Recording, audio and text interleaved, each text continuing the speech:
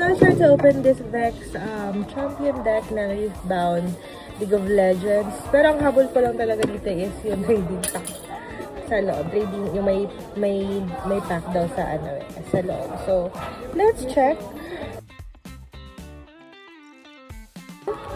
Ito yung laman niya.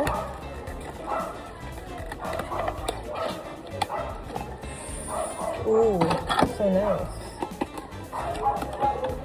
Oh, meron siyang ganun. Meron siyang lalagyan ng deck. Intact na decks. Na Vex deck. Hindi ko siya, bubuksan. It's for my player friend na kasi. Then, I'll have this. Ito yung bubuksan ko. Ito yung parang playmat niya na paper. Tapos, what is this? Parang to? Mga guide. How to play. Buksan na muna natin itong pack!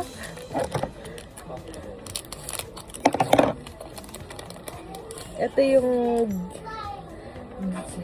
medyo na-addict ako ngayon eh. So, I have Soul Sword, Dramatic Visionary, Mischievous Mirai, Comeback Experience. Uy! Mr. Root. I have a client na want ito. Scrutinizing Sergeant, Concentrate, Blast Cone, The Academy, Fresh Beans. Oh, si Mr. Poro. What's this? Deceiver, LeBlanc. What do I have here? Ooh, Kha'Zix. I have some Kha'Zix. And do I have something ba? Wala.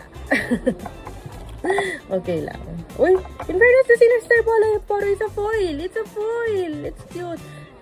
Na-excite sa foil na Poro. Ayan. I hope you enjoyed unboxing with me.